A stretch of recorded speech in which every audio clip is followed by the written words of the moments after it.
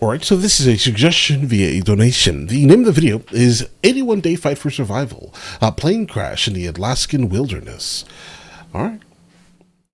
This is coming from the channel Survival Diary. Let's check it out. On that December 21st, 1943, for the crew of the B-24 bomber, it was like any other day. Or at least it was supposed to be. They had taken off from a base near Fairbanks, Alaska. A few hours of flight were enough to test the engine modifications.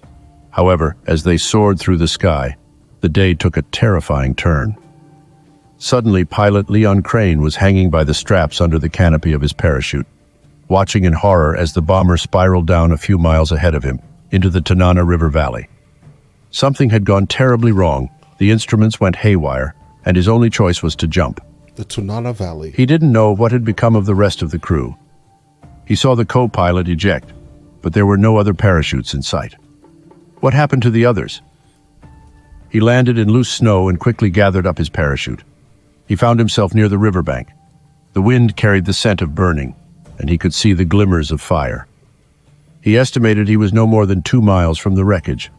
The plane, full of fuel, would burn for some time, which was good for rescuers. However, all their equipment, from food to weapons, was likely destroyed in the fire, possibly along with his comrades. He shouted as loud as his voice would allow, calling for the co-pilot and then each crew member by name. All right, so really quickly I had to research. All right, so Fairbanks, where they went to is roughly maybe 100, 200 miles south of Fairbanks. It's really close to another town called Salcha. There's an entire bit of wilderness here, apparently a Chena River State recreational area. If that happened there, I am not sure you're going to get rescued. You're going to have to kind of, brave it, for the most part on your own here. But the fact that apparently this was 81 days, we're about to experience exactly what happened during these 81 days. Hopefully he was rescued on location. But something tells me he had to basically brave this himself, basically walking to whatever closest town. And if that's the case, then hopefully this man was awarded something. No response. Only a near-audible silence enveloped him. He was alone. It was beginning to get dark.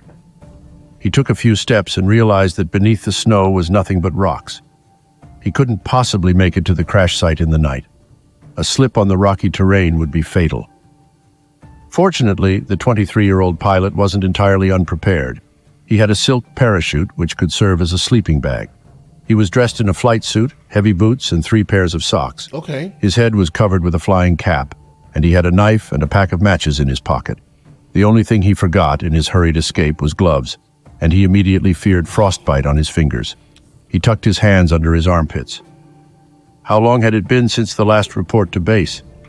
At least an hour before the crash. That's not good. It means the search area will be vast, at least within a 200-mile radius from the last known position. The temperature was dropping even faster than the darkness. He estimated it to be about 40 degrees below zero. He needed to start a fire. Immediately. He collected right wood now. from the surroundings and cleared away the snow. His fingers were almost numb, but somehow, he managed to light a match. The flame wasn't enough to start a fire. After wasting 4 matches and barely warming his fingertips, he remembered his father's letter in his pocket. The paper ended up among the wood, and with a flick of a match, he finally started a fire. Soon he was warming up next to it and fell asleep wrapped in the parachute. From the break of dawn, he assessed his chances. The short daylight hours didn't leave much time for rescue planes, and in those regions, they'd call off the search in a day or two if they didn't find him. At least he didn't have to worry about water. There was a stream murmuring under the ice. But what about food? His fingers were beginning to turn pale. Luckily you can kind of survive without food for more time than you actually think, right? But water? At least he found water. First sign of frostbite. Convinced his only chance was to follow the stream, he packed up his things. He called out for his comrades once more, but with no response, he set off. The stream had to lead to something. Perhaps the Yukon River. There would surely be trappers there. He soon realized that this journey wouldn't be easy. It took him hours to cover just 1 mile. He slipped over frozen stones, sank into waist-deep snow, and night fell without much progress. He had to light another fire, but now, without any paper left. It took several matches to succeed. Not good. At this rate, his match supply would only last a few days. Right. As he warmed himself, he stared at his hands. He didn't like their color. It would be foolish to continue further. It was better to stay near the crash site for at least a week. Maybe rescuers would find him. Then his stomach began to growl. He needed to find something to eat. Squirrels were the only creatures around that neither migrated nor hibernated in these parts. That'll work. He broke off a branch and sharpened it into a spear. Oh, yeah. That'll He work. aimed and threw. Miss. He tried to sneak up on the animal. Another miss. Frustrated, he started hurling stones at them, cursing, "Damn squirrels." For the next 3 days, he shivered, wrapped in his parachute, only getting up to drink water from the stream and keep the fire going. Meanwhile, back at the base, efforts were tirelessly underway. Over 20 planes were dispatched in a desperate search, yet none returned with any sightings. For a while, no one touched the crew's lockers at the airfield, until the inevitable acceptance of loss prompted their belongings to be packed and sent to their grieving families, accompanied by telegrams expressing condolences. During this time, A telegram, guys. Crane decided to take action. He abandoned following the stream. 8 days after the crash, he ventured into the unknown, deeper into the forest.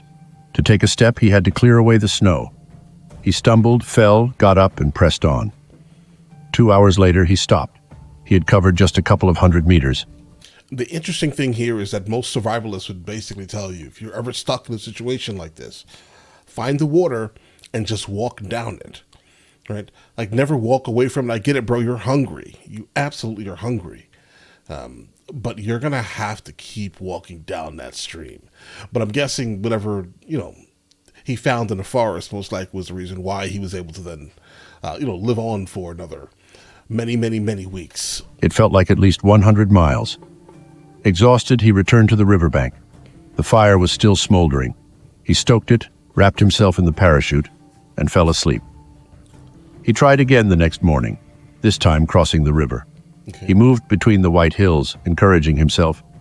Behind the next bend, I'll see a cabin with smoke rising from the chimney. A cabin. There I will drink hot coffee. Oh, okay. But behind every Okay. bend was another hill. Twilight turned to night when Crane thought he saw something ahead. It looked like a cabin. A few more steps, and yes, it was indeed a cabin. Oh, He ran towards it, shouting. He cleared the snow and opened the door. no one was Inside, it was empty except for some sacks on a table. there. Right. Unable Probably like a hunter's cabin. to untie the knots with his frozen fingers, he used his knife. Sugar, and not just sugar. Cocoa, powdered milk, and raisins, too.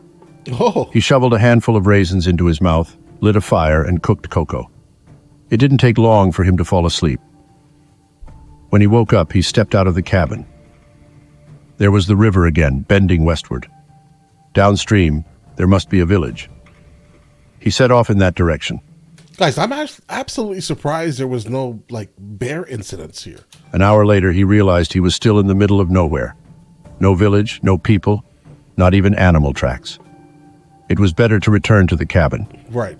He staggered along the river, icicles dangling from his nose. Pulling them off was too painful. Night fell. If he stopped, he would die. Right. He had to force himself to walk. One step, one breath. Dawn broke, but there was no sign of the cabin. Worse, the landscape didn't look familiar. Around noon, he finally spotted the cabin. He had been walking for more than 30 hours. Okay. He burst through the door and immediately lit a fire. Again, he wrapped himself in the parachute and fell asleep. 2 days later, hunger forced him to get up. He remembered seeing a small shed, almost buried in snow, outside the house. He dug it out and found a treasure trove inside. Food, clothes, a rifle and ammunition, and even lined gloves. For the next 3 weeks, he regained his strength. Then, on the move again. All right, so this is definitely an extremely lucky man, guys. He made a Absolutely. sled from old boards, packed all the food and equipment, and set off. It was February 12th, 53 days after the crash, when he closed the cabin door behind him and continued his journey. The journey wasn't easy. He plowed through the snow, step by step, dragging the sled. In the first hour, he covered just half a mile. But he didn't stop. If he had survived nearly 2 months, he could survive the rest. He took breaks, setting up a new camp every evening. In the morning, he continued on. 7 days since leaving the cabin, his legs almost moved on their own, covering 4 miles daily. He came upon another cabin, also deserted. After resting, he continued onward. March 7th, March 8th, March 9th. On March 10th, Crane stumbled into a clearing adorned with pine boughs, an unmistakable sign of a makeshift airstrip in the wilderness. Driven by a newfound hope and the nearing promise of rescue, he pressed forward through the forest until he emerged into a clearing that hosted a solitary cabin.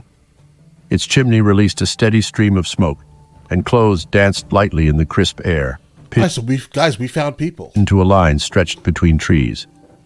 Suddenly, a figure stepped out from the cabin, pausing to light a cigarette while fixing a gaze on Crane. Salvation had come at last. The figure was Albert Ames, a local hunter, residing in the backcountry with his family. Okay. He listened to Crane's extraordinary story of survival. The haggard appearance, the oddly puffed jacket, the unkempt hair. Then realized Crane had traveled more than 100 miles downriver, alone, with little wilderness experience in Alaska in the dead of winter, Yeah, that's absolutely crazy. That's pure insanity. and marveled. The next day, he harnessed his dog team, ushering Crane onto the sled that would take them to the nearest airfield, where Crane would finally escape the clutches of the wild that had been his unforgiving home. Thank you so much for watching. We really appreciate your time and hope you enjoyed the video. If you liked what you saw, be sure to check out the other great content on our channel. Your support means the world to us, and we can't wait to bring you more. Thank you again, and see you in the next video. All right, so my thing is, guys, Alaska is not forgiving. It is not a forgiving place outside of the big cities, obviously, right? Or big-ish cities, let's go to say. The last thing I would wish upon anyone is to get stuck in that crazy wilderness, right? There are bears there. There are moose. There are all types of crazy animals. Caribou, lynx, wolverines. Bro, this man survived. He somehow did. So I guess that says either it's not as bad as I speculated in my head, or we all should be probably doing that, right? Or he's just lucky. 3 things, right? But all right, listen. You guys all have an absolutely amazing day. Enjoy your day thoroughly. Guys, before we go, are you guys subscribed to the other channels? Logical Movie Reviews with Mr. L. Boyd, along with Mr. L. Boyd Music. Both are found in the description. Check it out.